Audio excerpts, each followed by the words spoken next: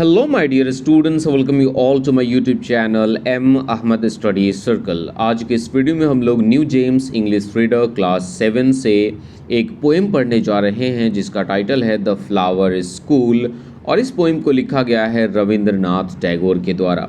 तो इससे पहले कि हम लोग इस पोएम को पढ़ें और इसके line by line word to word Hindi meanings को समझने की कोशिश करें, हमें सबसे पहले हमारे ऑथर रविंद्रनाथ टैगोर के बारे में थोड़ा बहुत इन्फॉर्मेशन गैदर कर लेना चाहिए।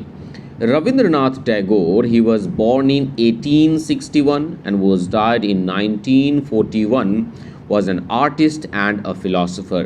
रविंद्रनाथ टैगोर जिनका जन्म 1861 में और जिनकी मृत्यु 1941 ईस्वी में हुई थी, वो एक कलाकार और एक दार्शनिक थे।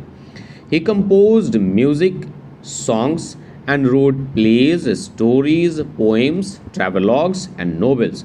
उन्होंने अपनी ज़िंदगी में कई सारे सॉन्ग्स को, कई सारे म्यूज़िक को उन्होंने क्या किया है, कंपोज किया है। और वो नाटक लिखा करते थे, कहानियाँ लिखा करते थे, कविताएं लिखा करते थे, यात्रा वृत्तांत लिखा करते थे और उपन्यास लिखा करते थे। The national anthems of India and Bangladesh were composed by him.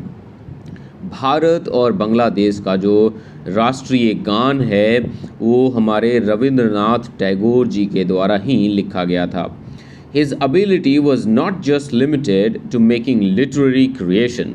इनकी एबिलिटी, इनका टैलेंट बस इतना ही नहीं था कि लिटरेचर में अच्छा कर सकते थे, सिर्फ लिटरेरी क्रिएशन में ही अच्छा कर सकते थे, ऐसी बात बिल्कुल भी नहीं थी। He was also a painter. ये एक बहुत ही शानदार पेंटर भी हुआ करते थे। He won the Nobel Prize for Literature in 1913 and was the first Asian to be honored with it. उन्होंने 1913 में लिटरेचर के लिए नोबेल प्राइज़ भी जीता था और उस समय लिटरेचर में नोबेल प्राइज़ जीतने वाले वो एशिया के पहले व्यक्ति थे। Tagore was popularly known as Gurudev और टैगोर को उस समय गुरुदेव के नाम से जाना जाता था। आज भी टैगोर को गुरुदेव के नाम से ही जाना जाता है। तो चलिए हम लोग इस पोएम को पढ़ते हैं और इसके मीनिंग्स को समझने की कोशिश करते हैं। ये बहुत ही खूबसूरत सा पोएम है। When storm clouds rumble in the sky and June showers come down, जब आसमान में तूफानी बादल गड़गड़ाते हैं और जून के महीने में बारिश होती है, The moist east wind comes marching over the heath.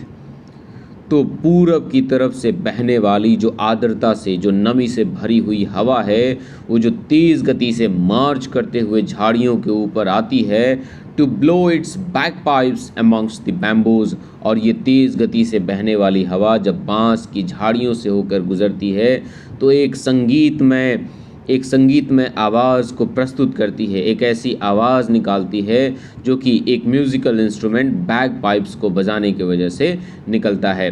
तो यहाँ पर बताया गया है कि जब बादल गड़गड़ाते हैं, बादल गरजते हैं और बारिश होती है और जब पूरब की तरफ से बहने वाली हवा झाड़ियों से होकर गुजरती है तो जो आवाज़ आती है वो संगीतमय होती है, बड़ी ही मनोरम आवाज़ होती है। The crowds of flowers come out of a sudden from nobody knows where.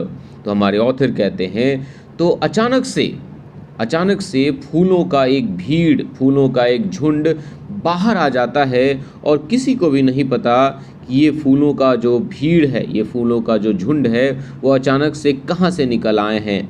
And dance upon the grass in wild Glee, और घास के ऊपर बड़े ही मज़े के साथ, बड़े ही खुशी के साथ ये फूल, अभी अभी निकले हुए फूल नाचने लगते हैं, हवा में लहराने लगते हैं।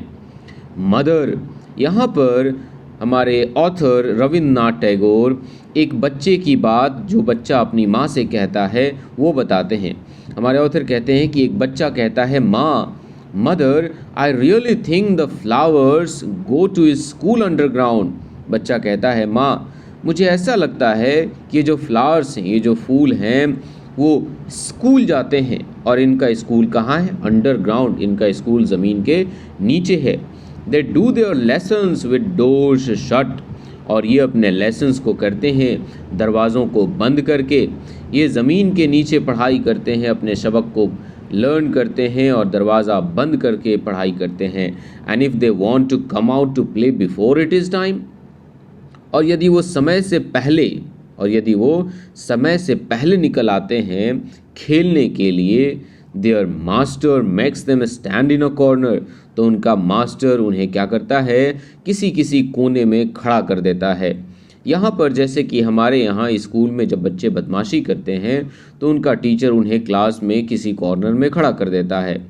वही बात यहाँ पर बताई गई है कि जब इक्का दुक्का फूल खिल रहे होते हैं, कहीं से कोई फूल अगर अचानक से खिल जाए, अभी सारे फूल एक साथ न खिलें, तो ऐसा लगता है कि एक फूल यहाँ पर है, एक फूल उस कॉर्नर पे है, एक फूल उस कॉर्नर पे है। तो उसी बात को हमारे ऑथर यहाँ पर दर्शा रहे हैं कि ये जो फूल हैं, ये जो फ्लावर हैं, वो समय से पहले खिल गए हैं, इसीलिए ये कहीं कहीं किसी कोने पे खड़े हुए दिख रहे हैं। When the rains come, और जब बारिश होती है, they have their holidays, तो फिर इन फूलों की छुट्टियां हो जाती है, इनके क्लासेस ख़त्म हो जाते हैं। जब बारिश होती है तो इनका स्कूल जो है वो ख़त्म हो जाता है। Branches clash together in the forest, और जंगल में जब पेड़ के जो ब्रांचेस होते हैं उनकी डालियां जब एक दूसरे से टकराने लगती है। And the leaves Russell in the wild Glee, और जब तेज़ गति से हवा बहती है तो पेड़ की जो पत्तियां होती हैं वो सरसराहट की आवाज़ पैदा करने लगती है। The thunder clouds clap their giant hands and the flower children rush out in dresses of pink, yellow and white.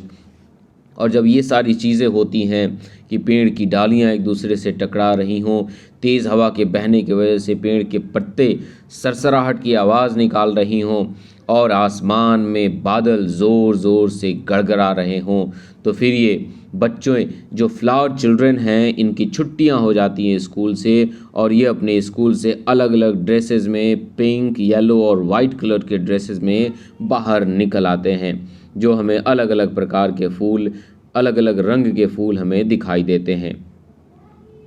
Do you know mother, their home is in the sky where the stars are.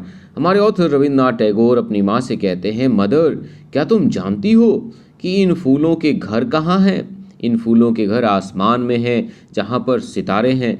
Haven't you seen how eager they are to get there. और क्या तुमने ये देखा नहीं है कि वे वहाँ तक जाने के लिए कितना एक्साइटेड होते हैं, कितना ईगर होते हैं, कितना हैप्पी होते हैं। जैसे कि हम जानते हैं कि कोई भी फ्लावर जो होता है, जब वो बड़ा होता है तो ऊपर की तरफ भागता है, ऊपर की तरफ बढ़ता है। इसी एक्साइटमेंट को हमारे ऑथर कहते हैं कि क्या आपने देखा नहीं है कि अपने घर आसमान में उन सितारों के पास जाने के लिए कितना एक्साइटेड होते हैं। Don't you know why they are in such a hurry. क्या तुम नहीं जानती कि ये फूल जो हैं वो इतनी जल्दबाजी में क्यों होते हैं? क्योंकि फूल जो होता है वो खिलता है और बहुत ही जल्द मुरझा जाता है, और मुरझाने के बाद ऐसा लगता है कि वो मर गया। और जैसे कि इंसान मरने के बाद आसमान में ऊपर स्वर्ग में चला जाता है, वैसे ही ये फूल मर जाते हैं, मुरझा जाते हैं और स्वर्ग में चले जाते हैं। वहीं हमारे ऑथर कहते हैं, don't you know why they are in such a hurry. क्या तुम नहीं जानती कि ये इतने जल्दबाजी में क्यों होते हैं? Of course I can guess to whom they raise their arms। बेशक मैं ये अनुमान लगा सकता हूँ, मैं ये गेस कर सकता हूँ कि ये फ्लावर्स अपनी बाहों को किसकी तरफ फैलाते हैं, ये फ्लावर्स अपनी बाजुओं को किसकी तरफ आगे बढ़ाते हैं। They have their mother as I have my own. जैसे कि मेरी माँ है, वैसे ही इन फ्लावर्स की भी मदर्स हैं, इन फ्लावर्स की भी माएँ हैं, और ये अपनी माँओं की तरफ अपनी हाथों को फैलाते हैं। तो इस तरह से ये खूबसूरत सा ये छोटा सा पोएम जो हमारा था वो कंप्लीट हो गया। इस पोएम का एक्सप्लेनेशन कैसा लगा आप लोग मुझे नीचे कमेंट सेक्शन में ज़रूर बताएंगे। वीडियो अच्छा लगा होगा तो वीडियो को लाइक करेंगे, और चैनल पे नए होंगे तो प्लीज़ प्लीज़ प्लीज़ चैनल को सब्सक्राइब करेंगे। मिलते हैं एक नए चैप्टर के साथ, तब तक के लिए टेक केयर, बाय बाय।